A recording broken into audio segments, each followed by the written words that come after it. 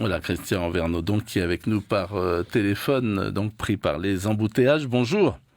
Bonjour. Alors, vous siégez au CESE à Paris. Vous êtes également donc dans le commerce. Vous allez peut-être nous en parler. Vous allez pouvoir, en tous les cas, nous dire si les effets de la Covid se font sentir chez vous ou autour de vous.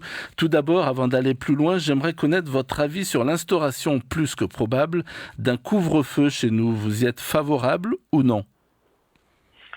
Alors pour ma part, je pense que non, la mesure de couvre-feu n'est absolument pas adaptée à la situation et que rien ne prouve que cette mesure de couvre-feu permettrait de ralentir la propagation du virus.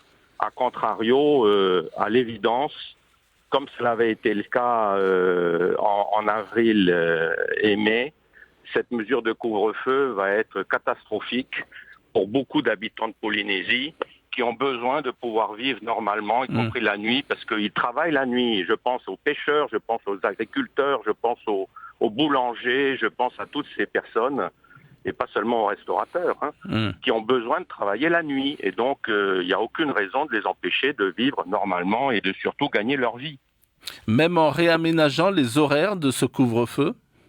Mais non, parce que c'est pas une question d'horaire. Les gens qui travaillent la nuit, par exemple l'aéroport, travaillent la nuit. Et donc, parce que les vols arrivent la nuit. Et donc, il faut laisser les gens vivre et travailler normalement. Et à nouveau, rien ne prouve qu'une telle mesure de couvre-feu, absolument rien, est une mesure efficace pour ralentir la propagation du virus. La seule mesure efficace pour ralentir la propagation du virus, c'est que l'ensemble de la population, sans exception, respecte les gestes barrières. C'est la seule, et c'est celle-là qu'il faudrait, comme vous le faites tous les soirs, tous les jours dans les médias, rappeler et exécuter, et que tout le monde donne l'exemple aussi. Alors, cela dit, il y a des dérogations qui peuvent être décidées. Et puis, comment vous expliquez que beaucoup, pour ne pas dire la très grande majorité des Tavanas, soient d'accord avec ce couvre-feu ? Mais les Tavanas, en fait, on dit qu'ils sont d'accord. Mais en fait, on leur présente des choses en leur expliquant que ça va être de leur responsabilité s'ils n'acceptent pas de mettre en place ce couvre-feu, qu'il y ait des morts et des Matayapos qui meurent.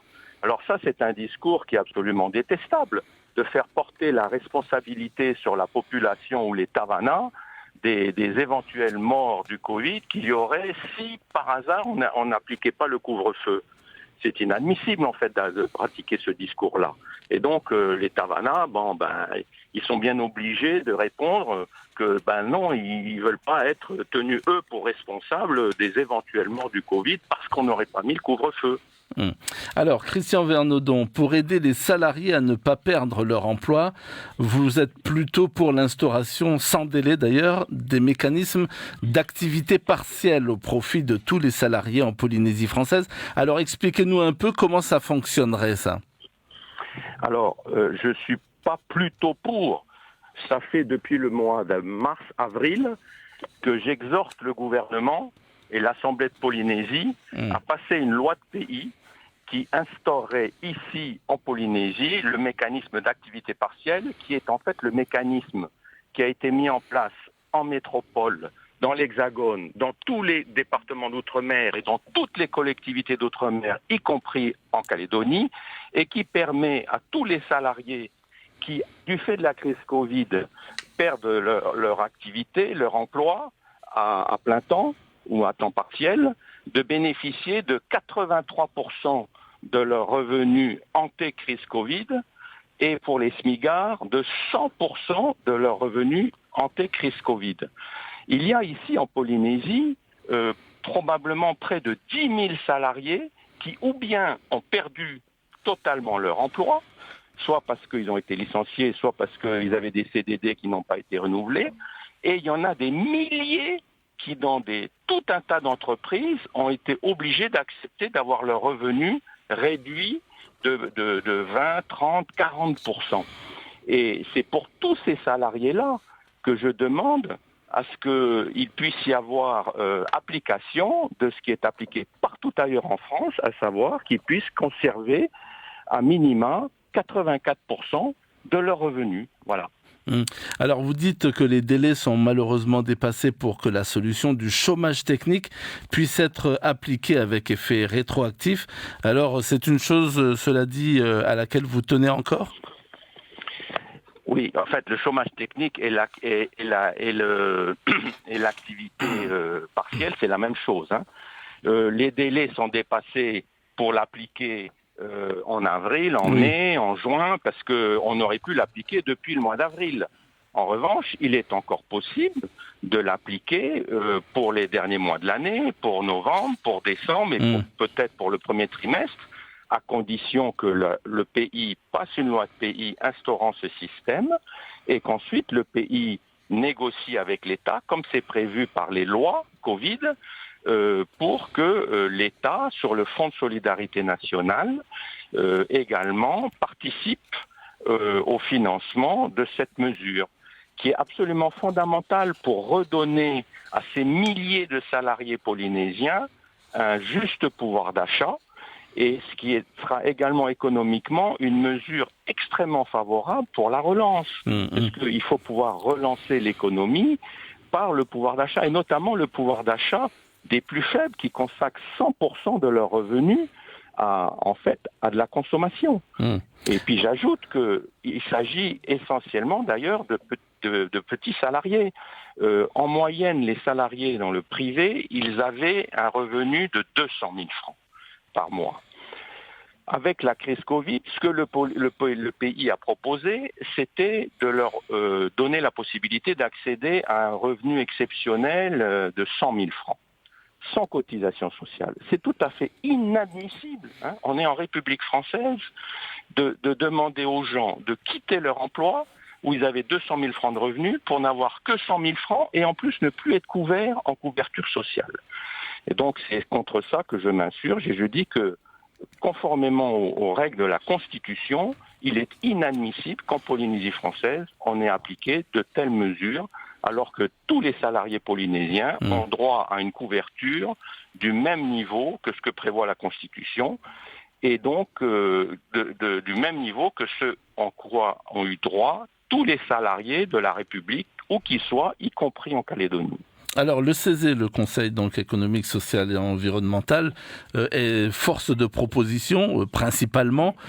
Quelle est votre marge de manœuvre alors pour faire passer vos propositions, vos idées de manière efficace ? Eh bien, écoutez, la seule marge de manœuvre que j'ai, c'est de pouvoir m'exprimer sur les médias, comme je peux enfin le faire, parce que ça fait 6 mois que j'ai essayé de faire passer ce message-là sur les médias, mais que je n'y suis pas arrivé. Et donc j'en profite d'ailleurs pour dire que m'associer à l'hommage qui est rendu au professeur Paty, là, parce que c'est effectivement capital de pouvoir défendre la liberté d'expression au sein de la République française. Et c'est ce que vous me permettez de faire aujourd'hui. Je vous en remercie. Et c'est aussi capital que dans l'enseignement, on puisse effectivement enseigner à nos enfants et à notre jeunesse toutes ces valeurs de la République. Et notamment le fait de pouvoir avoir une analyse critique de ce qui est du discours officiel. Vous savez, les enfants, si on revient à la crise Covid, ils sont parfaitement capables de comprendre que pour protéger leurs grands-parents ou les personnes faibles dans leur environnement, il y a des mesures de gestes barrières qu'il faut qu'ils respectent. Et c'est ça, tout simplement, qu'il faut leur rappeler. Et ils sont les premiers à l'appliquer. Je peux vous assurer qu'ils sont les premiers à l'appliquer. C'est pas par les enfants, c'est pas par les adolescents, en fait, que viennent les risques. C'est par des adultes qui sont irresponsables et qui n'appliquent pas ce que eux-mêmes ont prôné d'appliquer. Alors, Christian Vernodon, vous en voulez un peu à Gaston Tong-Sang, le président de l'Assemblée de la Polynésie française, quand vous écrivez que ces services refusent de communiquer les données de la CPS et du RGS, donc qui permettraient de connaître l'ampleur de la catastrophe économique et sociale, et donc que l'on connaît en ce moment. C'est pas au président Tong-Sang qui est le président de l'Assemblée que je m'adresse quand je dis ça. C'est à qui alors ? C'est au service, c'est au gouvernement. et aux ministres compétents. En l'occurrence, aujourd'hui, c'est le nouveau ministre de l'économie, des finances, chargé de la PSG, ancien directeur général de la CPS, que j'avais rencontré d'ailleurs il y a un mois pour faire le point sur la situation et qui manifestement est extrêmement réticent, sur instruction de qui, il faudra lui demander, à fournir les chiffres qui existent, savoir quelle a été l'évolution depuis le mois de mars du nombre de salariés déclarés au RGS et surtout quelle a été l'évolution des heures de travail déclarées. Puisque au-delà de ceux qui ont purement et simplement disparu des tablettes du RGS parce qu'ils n'ont plus de CDD ou ils ont perdu leur emploi, ils ont été licenciés, il y a la masse de tous les salariés qui ont beaucoup moins d'heures de travail déclarées, parce que la réduction du temps de travail a été très importante. Et à la clé, une réduction de leurs revenus qui est aussi très importante et qui crée des situations catastrophiques dans les ménages, parce qu'il y a beaucoup de ménages, en fait, où les revenus ont purement et simplement disparu.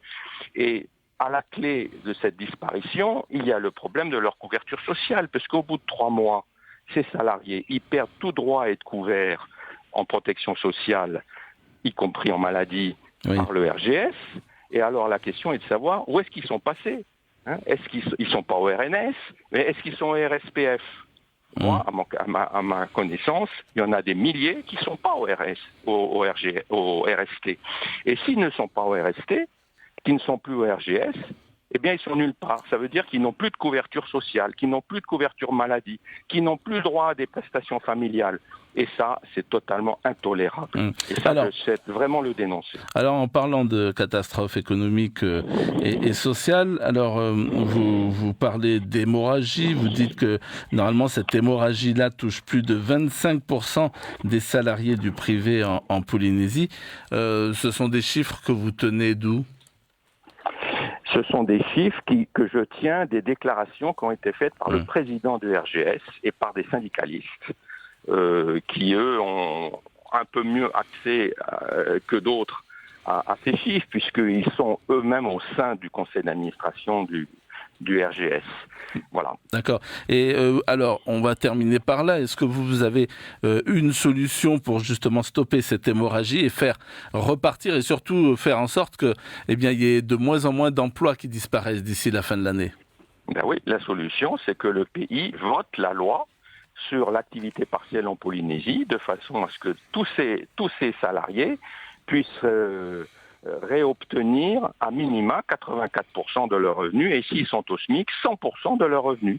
C'est la solution évidente pour redonner du pouvoir d'achat, pour redonner donc une vraie relance à la consommation, et puis surtout pour régler les problèmes sociaux catastrophiques qui frappent ces milliers de familles en Polynésie. Donc c'est ça la solution, bien évidemment, c'est ça.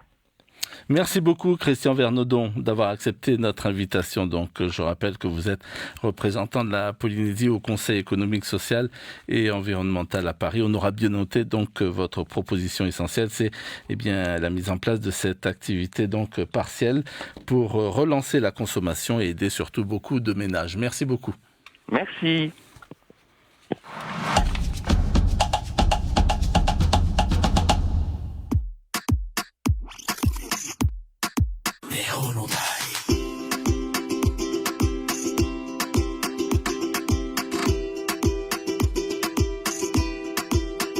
C'est la première, 7h26. Excellente journée à tous. Merci à vous de nous rester fidèles. Ça bouchonne toujours du côté de Punavia. Un auditeur vient de nous envoyer quelques